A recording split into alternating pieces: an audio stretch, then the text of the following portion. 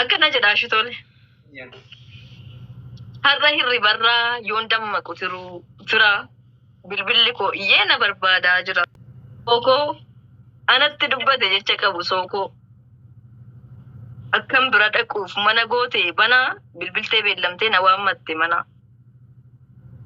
isheen jirtutti fiigichaan argama anis hin barfanne nan dhaqe sardama yeroon achi ga'u waan yaaddeetti isheenis bareeddee miidhagdee dhaabbatti yeroo na agartu akka wayii taa'iyyuu hin jenne na fudhattee kaate anis ardameera beenu achi deemna dafii qoqophaa'ii hojii matti seenna naan jennaan annis hojiidhaaf jarjaree akka fedhii isheetti ta'uuf yaadus bare ishee gammachiisuuf hedduu na rakkise haga dandeettii koo yaaleen gallakkise garuu na lakkisuu isheen numa didde istaahilii yaaraa jijjiirtee fidde nan dadhabee dhiisus na didde maaf dhiifti takka dhaabbiin jetti takka immoo ni ciifti takka soofaa irratti takka lafa buuti yoon dhiise sodaadhe kun qabdee na huuti.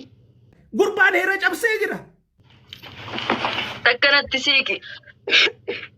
Takka natti siiqi jettee dalgagalti takka achi siiqi jettee garagalti. Dafqillee na cobe ganna yaa'e naani takka duubaan jetti takka fuulduraani. Isheen silaan quuftu balaan narra bu'e maal abbaa kun godha an dadhabbiin du'e. Jedheen utuu yaadu ol gad mankaraaraa hunduma isaa kaaseen istaayilii haaraa akkan ta'een yaadaan qalbii goole suura babbareedan ishee kaasaa oole. Kaameraa maanonni naaf ibsaame ilaa edaa suura kaasuun akkasuma cimaa gaaffiidha.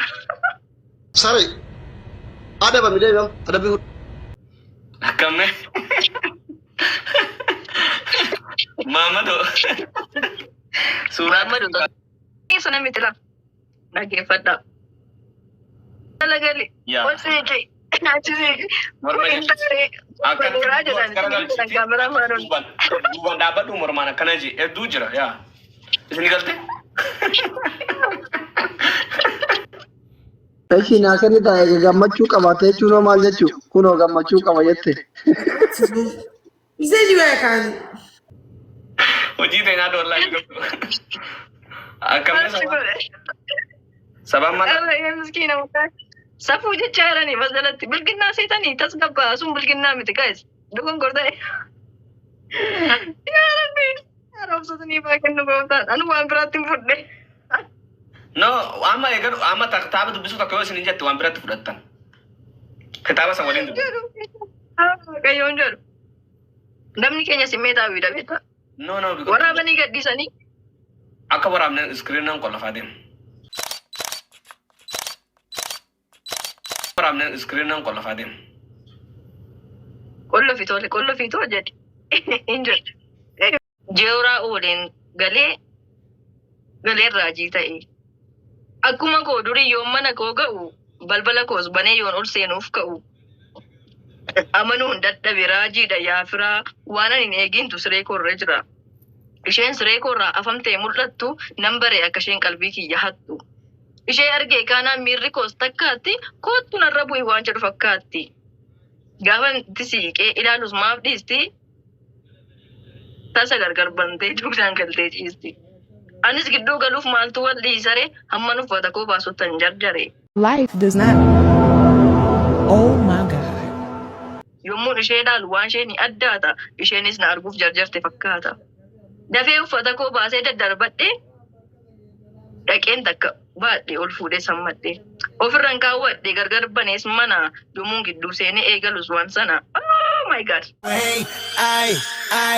Uf akkatti mi'aawu maaliin jedha wayyoo har'a ittan ba'e galata waaqayyo.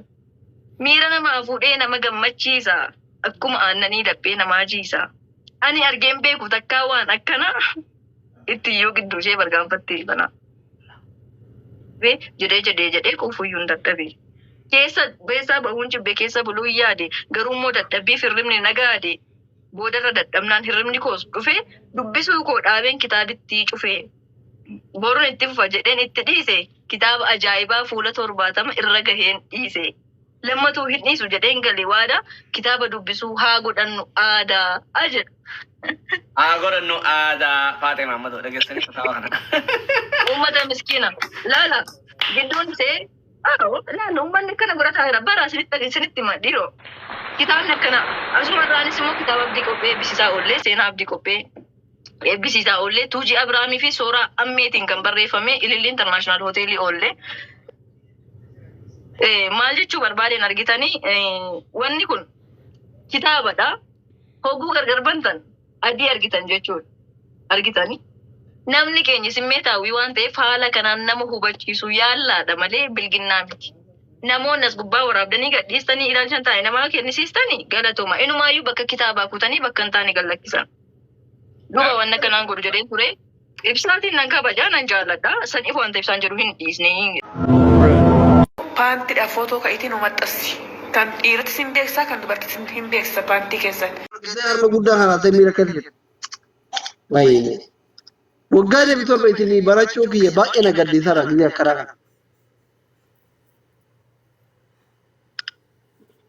Ingiliffaan nu rakkifte. قدم Now she want she professional she. اه ده watermelon Yes, watermelon.